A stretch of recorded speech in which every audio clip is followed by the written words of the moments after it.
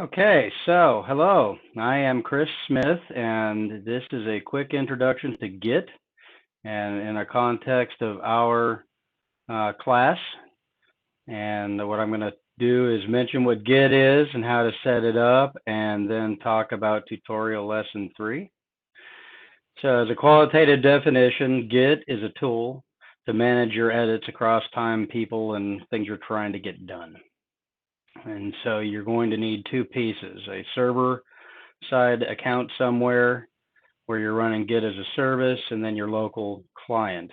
GitHub.com is a good choice, or you can sign up for a free account in the upper right corner of their web page. And once you have an account and get logged in, then you can use the green new button and set up a repository. There's a chicken and egg thing here where you have to start somewhere. So it's simpler to start on the server, in my opinion, although by no means a requirement that way.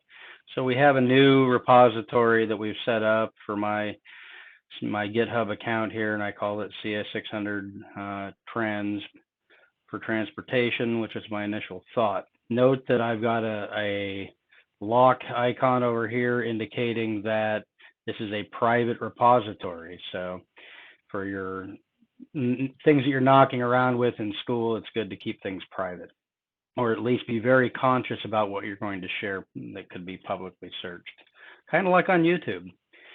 So I mentioned that there are two pieces. You've got the GitHub or whatever other service you're using, and then you're going to have a client. So GitHub provides a desktop that you can pull down, and then gitscm.com, and then SCM is source code management, is another good choice, and there's a ton of documentation there as well. So I've lit off the Git Bash client and navigated to where I have a folder for the course.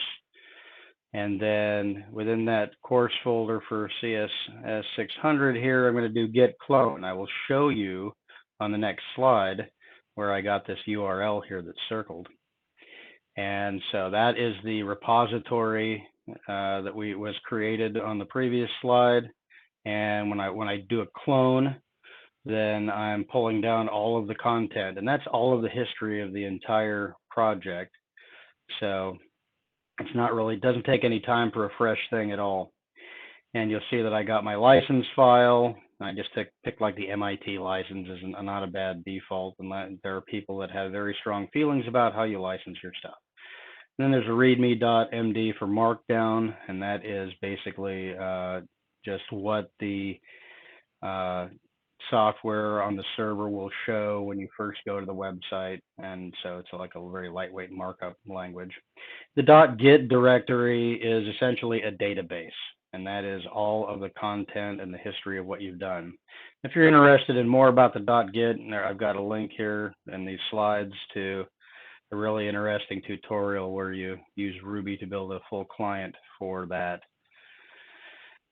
in nauseating detail. So back up on the server in GitHub. Okay, where did that URL come from? After I created my private repositories, note that it says private, there's a green code button, and you can click that button, and then you get this pop-up, and it will show you different ways that you can pull it down. You can make it just a zip if somebody lacks a client but still wants a copy of the code. They can take a zip. And you have the desktop, which I didn't opt to use. I can get the URL here to use the clone command, and that sets up the two-way connection there. There's also this settings gear. So in the class, when you're collaborating on a project, you'll click on the settings gear and manage access, and then you can invite collaborators and make your project happen. And so what we're going to do here for tutorial lesson 3 is the silliest thing that would possibly work. We're going to add one little line and show what the effect was with a quick screenshot, and that's just about it for reasons of time.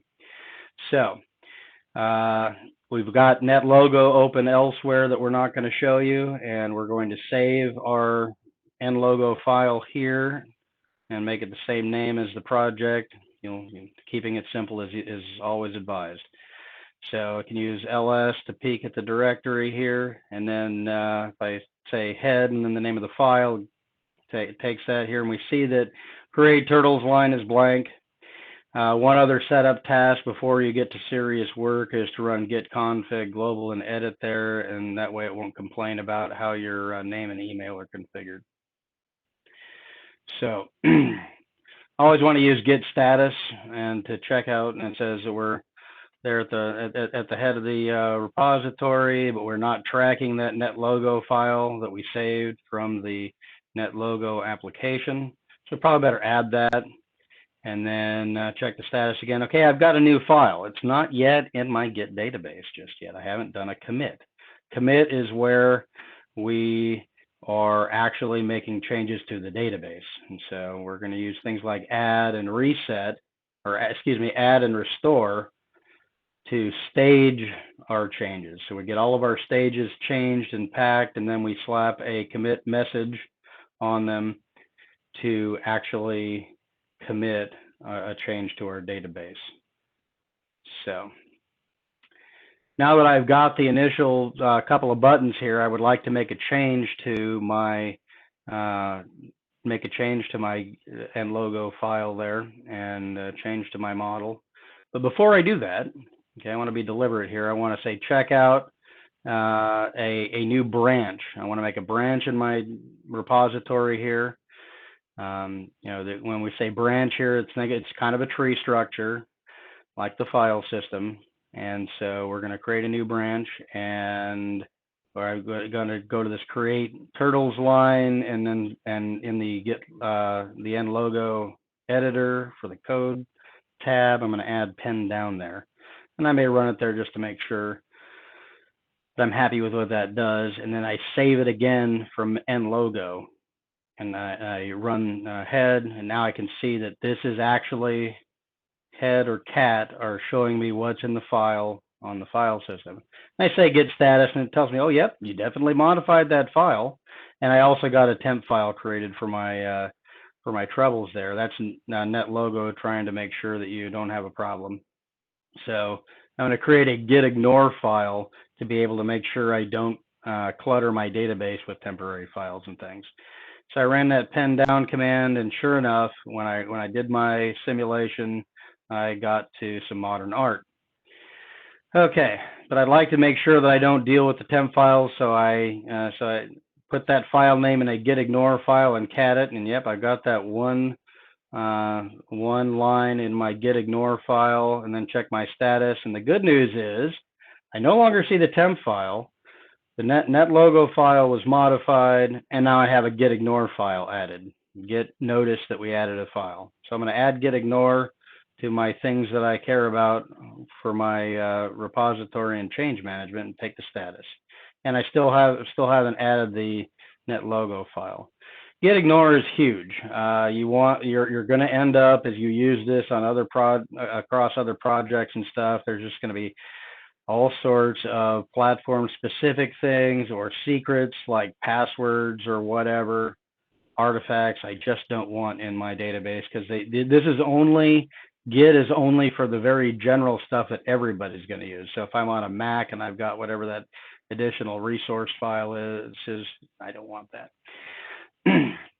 So I'm going to go ahead, and when I check my status, I'm still on my pen down branch, and I need to commit all this stuff, but now I'm using git ignore, so I can say add with a period, and a period sign means just add whatever you see.